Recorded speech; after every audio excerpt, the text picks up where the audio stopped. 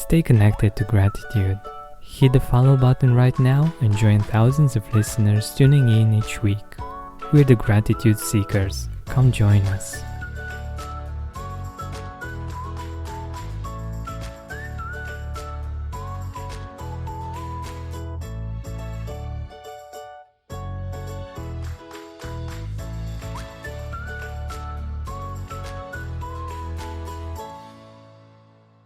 So what are the 5 ideas I have found that Louise Hay shares about gratitude? Let's find out. Hi, the Gratitude Seeker, and welcome to a new episode based on the words of people you know that are big believers in the power of gratitude. In these kinds of episodes, you can hear words of wisdom from Tony Robbins, Bob Proctor, Brené Brown, Deepak Chopra, Jack Canfield, Jennifer Lopez, Maya Angelou, Denzel Washington, Eckhart Tolle, and now Louise Hay. The purpose of this kind of episode is to learn from the best, from those people that we admire and that inspire us, to explore their perspective on gratitude and see how we can implement it in our life as well. Thank you so much for tuning in, and thank you for following the Gratitude Podcast. I really appreciate that. Louise Lynn Hay was an American motivational author and the founder of Hay House. She was born on October 8, 1926 and died on August 30th, 2017. She was the author of several self-help books, including the 1984 book You Can Heal Your Life, that by 2008 sold over 35 million copies worldwide and has been translated into over 30 languages, becoming the best-selling non-fiction book of all time. Thanks to this book, she is known as one of the best-selling authors in history and one of the biggest women authors in the world, among J.K. Rowling, Danielle Steele, and Barbara Cartland. You might already know her life story, but I believe it's really relevant for our episode today, for me to give you the whole perspective on who Louise Hay was and where she actually came from. Born Helen Vera Lani in Los Angeles to a poor mother who remarried Louise's violent stepfather, who physically abused her and her mother. At age 5, she was raped by a neighbor. At age 15, she dropped out of university high school in Los Angeles without a diploma, became pregnant, and on her 16th birthday, gave up her newborn baby girl for adoption. Then she moved to Chicago, where she worked in low-paying jobs. In 1950, she moved on again to New York. At this point, she changed her first name and began a career as a successful fashion model. In 1954, she married the English businessman Andrew Hay, and after 14 years of marriage, he left her for another woman. She was devastated, but she said that at about the same time, she found the first church of religious science on 48th Street, which taught her the transformative power of thought. This is where she studied the works of authors such as Florence Scovel Shinn, who believed that positive thinking could change people's material circumstances, and the religious science founder Ernest Holmes, who thought that positive thinking could heal the body. She described how in 1977 she was diagnosed with quote-unquote incurable cervical cancer, and how she came to the conclusion that by holding on to her resentment for her childhood abuse and rape, she contributed to its onset. She reported how she had refused conventional medical treatment and began a regime of forgiveness, coupled with therapy, nutrition, reflexology, and occasional colonic enemas. She claimed in the interview that she rid herself of the cancer by this method, but, while swearing to its truth, admitted that she had outlived every doctor who could confirm this story. Louise Hay died in her sleep on the morning of August 30th, 2017, at age 90.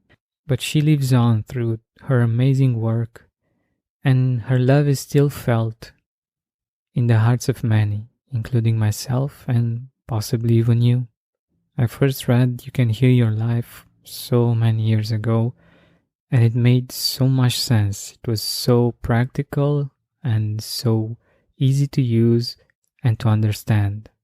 The book gives you the responsibility, which is the ability to respond, knowing that even if something outside of yourself happened to you and you feel in a certain way and you've developed certain ailments, it's still within your power to change that.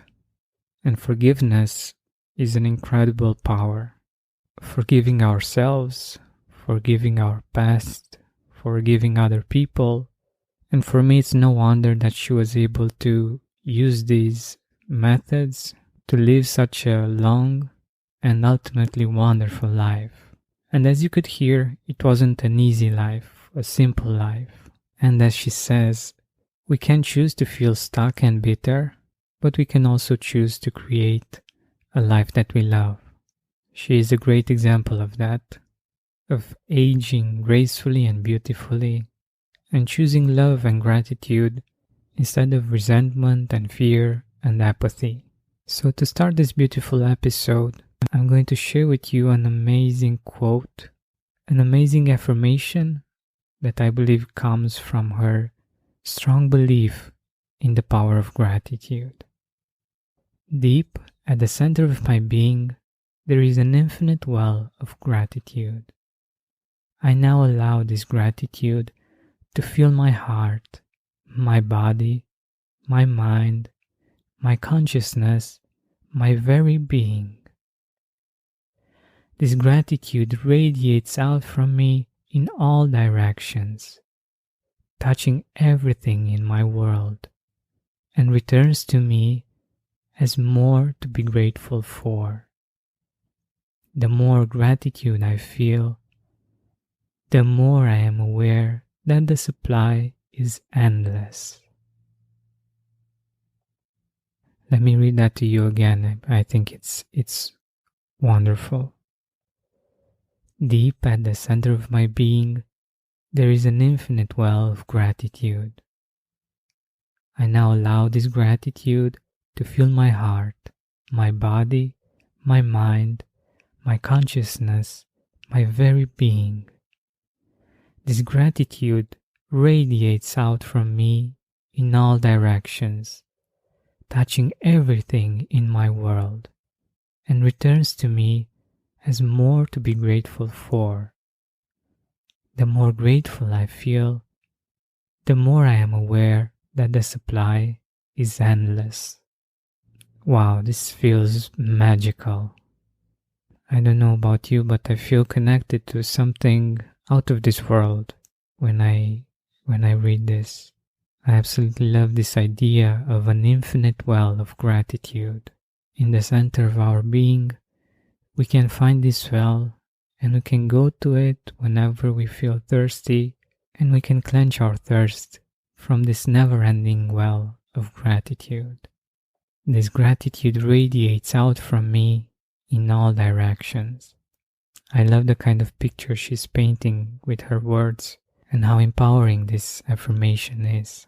That not only there is enough gratitude for ourselves, but there's so much gratitude that we can radiate it throughout our life and we can share it with other people. Her perspective is absolutely magical. And like I said, one of the things that I love about Louise Hay and her work is that it's also very practical. Just listen to this bit. Just being grateful for everything. I always say the universe loves gratitude. The more you're grateful for what the good is in your life, the more good you get to be grateful about. Mm-hmm.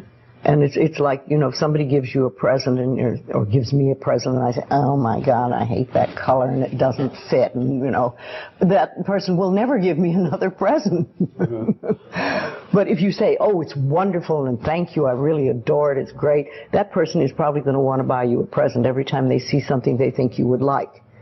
And it's like that with the universe. The universe loves gratitude. Even though I don't particularly agree with her example, I think it's still a wonderful idea that we can learn a lot from. In my opinion, it's important to appreciate the gesture, the fact that that person thought about you, even if the present itself isn't actually a good fit for you, and not the actual present if it's not what you actually wanted. It's not something that's right for you. But I may be getting a little bit too technical here. The main idea here is that when we appreciate the things that we have in our life, that were already given to us as a gift, it's much easier for God, for the universe, to send us more gifts, more things that we can be grateful for. But I also believe that it's important for us to be clear on what we want and to use the phrase this or something better. You never know, something even better than you thought might be on its way to you. And I actually have a perfect example for this. Recently, a microgrant that I applied for got approved. And I've been wishing for a drone for quite a while now to capture the beauty of nature and put together all kinds of creative works with it.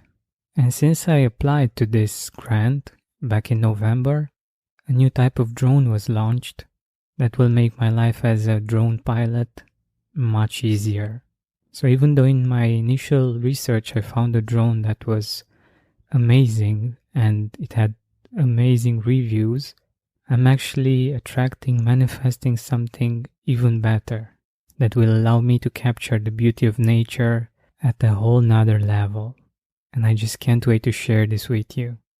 You're gonna see them on Instagram at the Gratitude Podcast. But getting back to our topic, to the amazing work of Louise Hay, it's very interesting for me that I wasn't able to find much audio content specifically on gratitude, even though I know she's a big believer in the power of gratitude. So I found some very important and thought-provoking quotes that I want us to explore together. They each share one idea, one belief that Louise Hay had about gratitude that will surely inspire you as well. The more grateful you are, the more goodies you get. When I say goodies, I don't mean only material things. I mean all the people, places, and experiences that make life so wonderfully worth living. And this continues beautifully with another quote. Actually, it's an affirmation from Louise Hay. I live in a loving, abundant, harmonious universe, and I am grateful. And I wanted to combine these two because they both point to the same idea, the idea of abundance. And it's very interesting for me that this idea of abundance in relationship to gratitude has been a common theme among so many of the amazing thought leaders that we featured in these kinds of episodes. And as I said before, whenever people from different cultures, from different backgrounds, from different religious perspectives say the same thing, for me that just means that there is a really deep well of truth related to that. It's hard evidence that gratitude and abundance are intertwined. And if we want to experience more abundance, gratitude is the way. And one thing that I've learned recently, watching a movie that's related to Rome, our next travel destination, is that Italians, instead of saying cheers, they say abbondanza, which means abundance. And I'm totally going to copy this. I believe it's a great reminder that whenever you're with friends, with family, with people you love, and you're sharing a glass of wine or something else, you're actually sharing a moment of abundance. So feel free to copy this as well. I think it's a wonderful idea that we can learn from another culture and bring to our own life so that we will enjoy more gratitude and more abundance. And this leads us to the third idea, being grateful for the little things. And here's the quote from Louise Hay. I find that the more willing I am to be grateful for the small things in life, the bigger stuff seems to show up from unexpected sources, and I am constantly looking forward to each day with all the surprises that keep coming my way. So the main idea that I'm getting from this is that our gratitude practice, being appreciative of the small things, like a glass of wine with friends or family, the easier it will be for us to accept, to be open to the bigger things that make us feel even more grateful.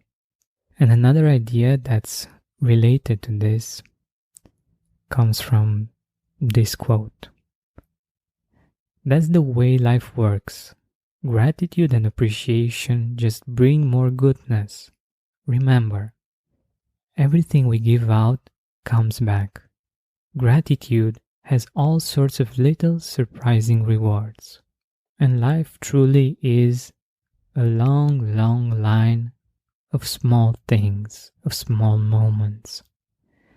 And when we're able to appreciate these, we're going to have a much, much happier life. There are some big, important moments, but only waiting for them to be grateful is a waste, in my opinion. And this brings us to our final idea from Louise Hay, and I quote, "My day begins with gratitude and joy. I look forward with enthusiasm to the adventures of the day, knowing that in my life all is good. Gratitude brings more to be grateful about. So today, I make the point of expressing gratitude for everything in my life." So this message for me, it's pretty simple. Start your day with gratitude. You can use the morning gratitude affirmations meditation. The first thing in the morning, it really, really changes the way you start your day. Or you can use any of the gratitude practices that feel good for you. The main point here is to start your day with a grateful heart and to be open throughout the day for the many blessings that will come. This has been Georgian Benta. Thank you so much for listening. And special thanks to B Music Studios from Canada for your wonderful review. Let me just read it really quick.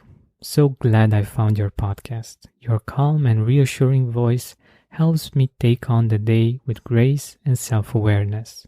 Thank you so much.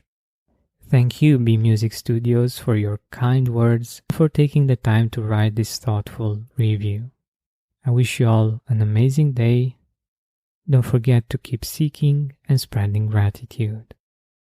If you're a podcast host, listen up, this one's for you. My name is Allie Jackson. I'm the host of Finding Mr. Height, a dating and relationship podcast that I've been doing for 4 years now, sharing my positive and practical approach to dating that's built on my own life experience. And I wanted to share another experience that I've had, my secret behind monetizing my show. It's called Red Circle, and I was just telling my colleague about how much I love their platform. With Red Circle, not only am I getting a seamless hosting experience, but I also love the support I receive in ad sales. It's not just typical ad sales either. It's targeted opportunities based on my show and my life. And the platform is super simple. You just set your preferences and Red Circle matches you with sponsors that align with your show. You can vet every opportunity and their platform gives you great analytics. More recently too, my Red Circle team has brought me opportunities outside of my podcast on social media to really augment the podcast partnerships, bring them full circle. I just can't recommend them enough. If you want to give it a try, go to redcircle.com to get your free trial. That's redcircle.com for a free trial.